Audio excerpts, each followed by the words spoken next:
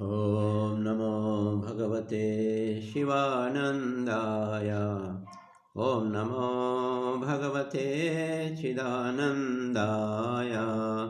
कृष्णं वन्दे जगद्गुरुं श्रीकृष्णं वन्दे जगद्गुरुम्। ॐ सहना भवतु सहनौ भुनक्तु सह वीर्यं करवावहै तेजस्विनावधीतमस्तु मा विद्विषावहै। ओम शांति शांति शांति। आज हम दूसरे अध्याय के 9वां श्लोक पर चर्चा करेंगे, जो हमने सत्य साधना कुटीर के आचार्य गुरुजी श्री स्वामी शांति धरानंद जी महाराज से हमने सुना। वो आपके कल्याण के लिए, आपको सुबोध करने के लिए हम सुबोध गीता के नाम से इसे सुना रहे हैं, श्रवण करा रहे हैं। तो दूसरे अध्याय के 9वें श्लोक में अभी तक के जो बात कहता है वो अर्जुन ऐसा कह करके सीधा शत्रु को तपाने वाला यह निष्कर्ष निकाला कि मैं युद्ध नहीं करूँगा। और ये बात उसने शुरू किया था पहले अध्याय के दूसरे श्लोक से दूसरे अध्याय के 8वें श्लोक तक के, और यह निर्णय दिया कि अब मैं युद्ध नहीं करूँगा। और ऐसा करके अर्जुन रथ के पीछे भाग में बैठ गया।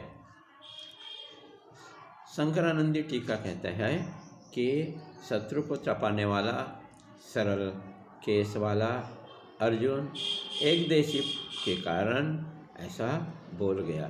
जैसे सत्यभामा को सिर्फ सत्य के नाम से संबोधित करते हैं,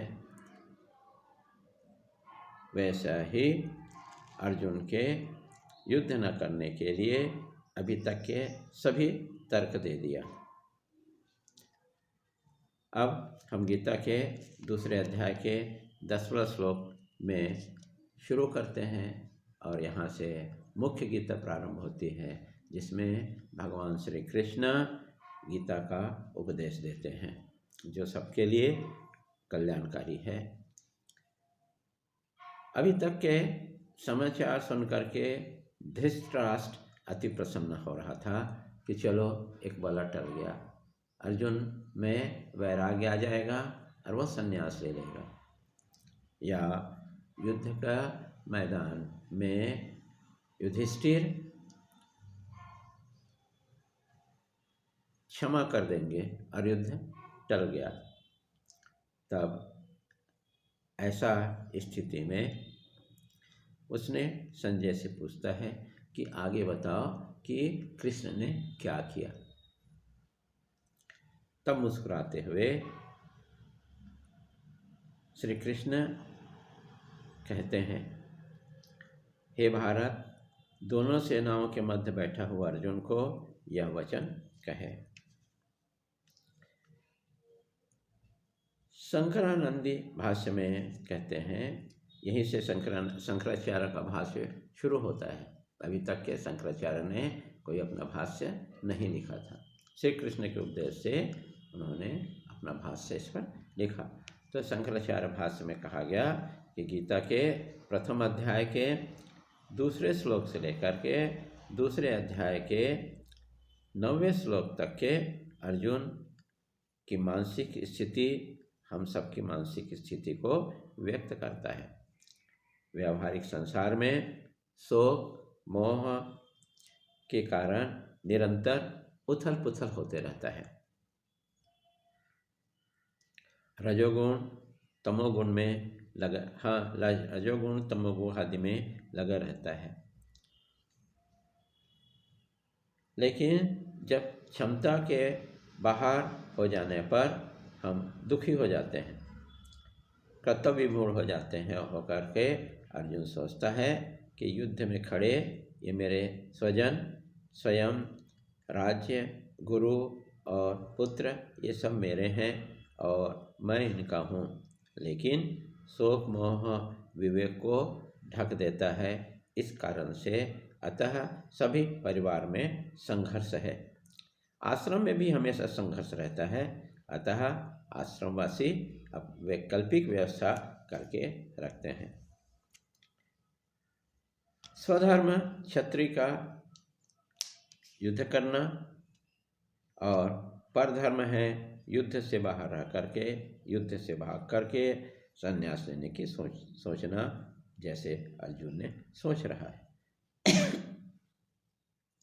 अर्जुन का संन्यास ब्रह्म विद्या प्राप्त करने के लिए नहीं है, किंतु युद्ध से बचने के लिए है। इसलिए शोक की निवृत्ति ब्रह्म ज्ञान से होगी, कोई कर्म से नहीं, सर्वकर्म त्याग से नहीं होगा। तब पूर्व पक्षी कहता है कि कर्म सहित ज्ञान से ही मोक्ष होगा।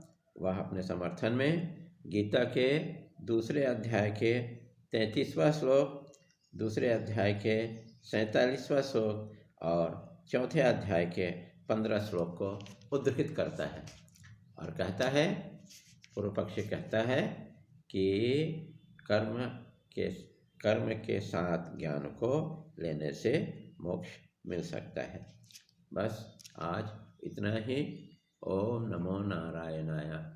ओम पूर्णमदः पूर्णमिदं पूर्णात् पूर्णमुदच्यते पूर्णस्य पूर्णमादाय पूर्णमेवावशिष्यते। ओम शांति शांति शांति। हरि ओम तत्सत् ब्रह्मार्पणमस्तु।